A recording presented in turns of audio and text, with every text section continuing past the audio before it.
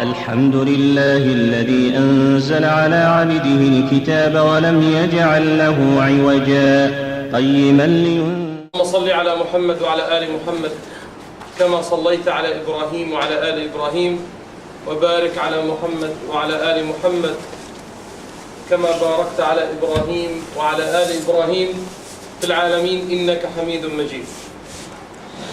Dear big brothers and sisters, after praising Allah subhanahu wa ta'ala for His great bounties on each one of us, the bounty of Islam, the bounty of Iman, the bounty of Quran, and after asking Allah subhanahu wa ta'ala to accept our love, our true love, our salam to the great Prophet Muhammad sallallahu alayhi wa sallam. May the blessing and the peace of Allah subhanahu wa ta'ala be upon him, upon his family, upon his wives, upon his companions, and upon his followers who are going to follow Muhammad sallallahu alayhi wa sallam, act their love to Muhammad sallallahu alayhi wa sallam, implement their love to Muhammad sallallahu alayhi wa sallam with ihsan, with benevolence, with fearing from Allah subhanahu wa ta'ala till the day of judgment. Inshallah subhanahu wa ta'ala, we are still with that blessed gathering in one of the gardens of Jannah. As Muhammad alayhi salatu wassalam said, إِذَا مَرَرْتُمْ بِرِيَاضِ الْجَنَّةِ فَارْتَعُوا. If you will stop by one of the gardens of the paradise, stop by. Pick up a flower. Get a benefit from. While you are still alive, you can still benefit from the Jannah. You can still live in a Jannah from Allah subhanahu wa ta'ala in your life. You can be surrounded with your own Jannah. And we kept concentrating on the same meaning while the Ummah is going through a misery situation, while others could go through very hard time. With your relationship with Allah subhanahu wa ta'ala, you can have your own Jannah. You can have your own happiness. You can have your own pleasure. You can have your own tranquility. You can have your own and deep and private relationship with Allah subhanahu wa ta'ala. You can be the one who can be the best, as we agreed before, dialing 222 instead of 999, instead of 911.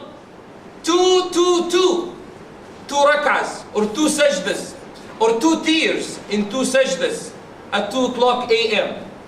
And you will have that happiness, and you will feel the Jannah that no one can feel, that others are complaining about the shayateen surrounding us everywhere. Isn't it true? Everyone is complaining that's not the good environment. Everyone is complaining about an aspect in his life. And if you will go in depth about that aspect, it's worthy nothing. How many are worrying about their deen? How many are worrying about Al-Aqsa? That we are not sure by the end of this month that the masjid will still in the hands of Muslims or not, or even will still under the names of Muslims or not, which is being surrounded right now by the enemies of Islam, supported by some Muslims or some categories of Muslims who are either silent or absent, and they are worse than devils, than the shayateen. As Muhammad alayhi salatu wasalam said, we are worrying about what's the latest fashion, when will be the last movie coming to the beach, what will be the last latest play that will come here and there, and we know nothing. And we'll wake up one day and the first qibla is gonna file the complaint to Allah subhanahu wa ta'ala that those generations have nothing to do with Islam, even with coming to masajid, because our hearts, we have been forced or we have been enforced, but we have accepted the deal to be isolated from the real implementation of our deen, from the real link between Muslims one another. As we mentioned before, if we will not feel that we are one body, forget about your prayer. If you know that a Muslim or a sister, a brother or a sister is being is going through a hard time or a hardship somewhere. And I'm not saying you can do. If you can do, you have to do. If you cannot do, you have to feel. But if you have made, even if you have switched off your feeling, nothing is going to happen. Because Muhammad alayhi salatu wasalam said, that's the least level of iman. Your heart. You're not going to feel even bad.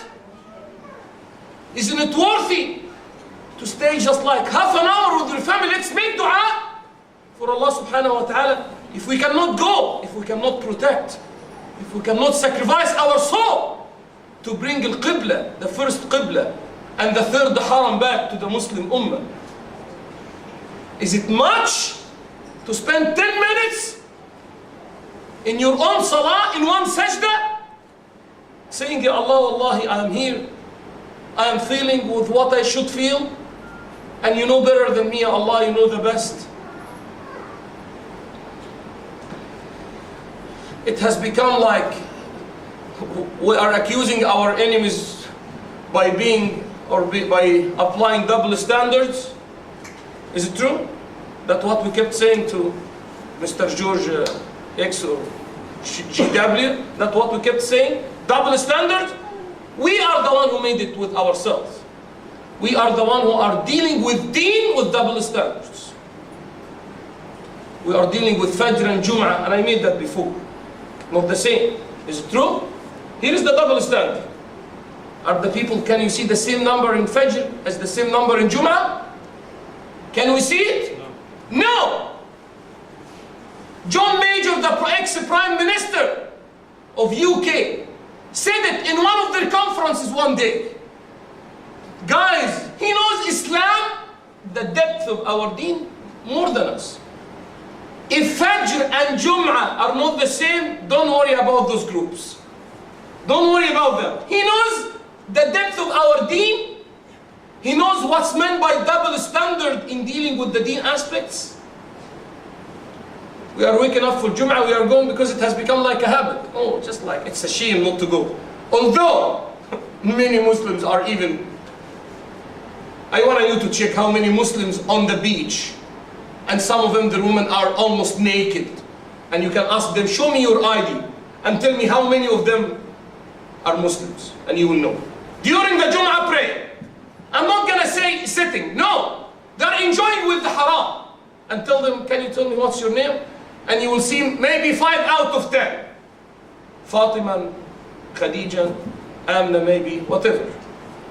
And you will see those great husbands, mashallah, Ahmad, Muhammad, and Mahmoud, looking at their wives, mashallah. Jum'ah is there and they are here. And we are asking why the Aqsa is going to what he's going through. It's a shame. It's a shame. It's a real shame. May Allah subhanahu wa ta'ala support them. May Allah subhanahu wa ta'ala forgive our extreme, we need to admit it, including myself, shortcoming. Even heart is not working that good. I'm not gonna say actions with hands, I'm not gonna say actions with tongues. Even that least level of iman is not working that good. We cannot even spread the message. We cannot tell one another, guys, even what's wrong. That could be an action of heart. You are feeling that something is wrong.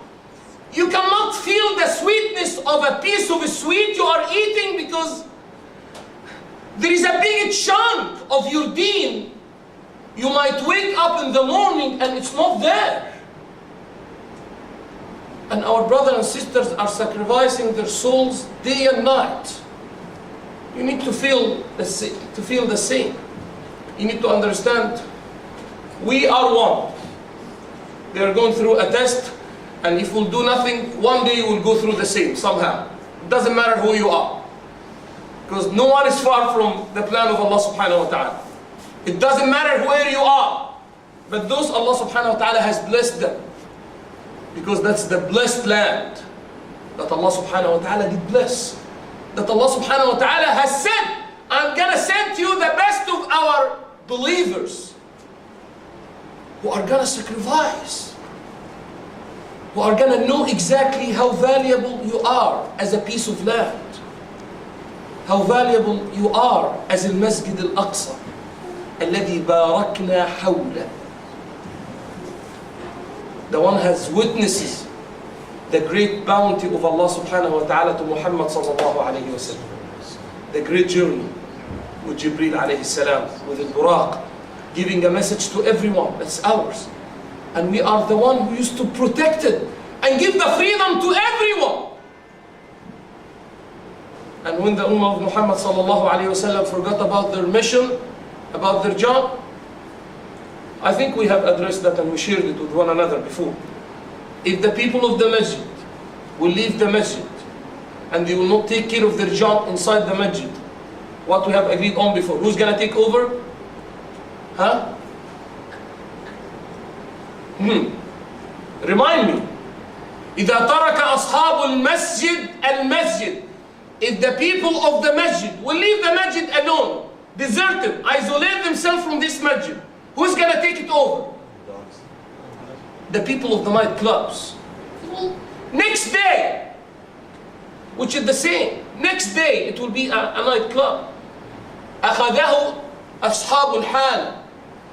That's the case. You're going to leave it? Okay guys, take it. The same way Muslims did take care of the job overseas, in the West, Europe and the US, North America. Most of the masajid were originally a church. But at that time they were feeling of their job. Whenever the guys left their church, the next day, Muslims are not taking over. Muslims are buying. Because those guys, for them everything is business. Even at church. The priest is going to feel, oh, no one is coming, let me sell it. You think, sell it. Sell the house of your God. You can feel it as a Muslim. If you have a masjid and you have nothing to eat next day, are you going to offer that place for sale? No way. Is it true? You can do anything, but nothing cool. That's the house of Allah. For them, by the end, it's a piece of business. And I'm not going to blame them. And I'm not going to criticize them. Because in many spots, we have to admit, we have become worse than them. Can we agree on that? We have become worse than them. And Ibn Mas'ud said that, by the way. Ibn Mas'ud, one of the companions of Muhammad. And he mentioned it within the first 100 years. Because the Sahaba of Muhammad, all of them did pass away in the first 100 years after the death of the Prophet. And Ibn Mas'ud said during his life, means just 100 years after the death of the Prophet. He told the Muslims, he is living within Medina, not on the beach, in Medina, with the same skeleton of the Masjid of Muhammad alayhi salatu wasalam. Has not changed that much. And he told them, guys, what I can see right now, let's say 30, 40 years after the death of the Prophet, because I have mentioned that before, the criteria, the scale they are using to weight is different. For us, don't worry man, it's minor. What we are calling minor, Ibn Mas'ud himself said, we used to consider it during the time of the Prophet or during the time of the companions, is like one of the mubiqat, the very major sins. What we used to call, oh man, that's fine, just like, what's wrong to shake hands with just like with women? What's wrong to go and just like share with them some cups of just like beers and just like, that's minor. That's what we are calling minor. Oh, what's wrong? Just like my wife is covered and everything is okay, except like half of her hair. Just like half. Minor. She's good in everything except like half of her leg. Minor, minor. She's good. She is good. She has the niqab, but she has a toe that's knocking here and there. Minor. She has the niqab, but she's not happy with stopping using perfume out of her house. Minor. Isn't it our real life, what I'm saying? That's what we are calling minor. Oh, beard man is just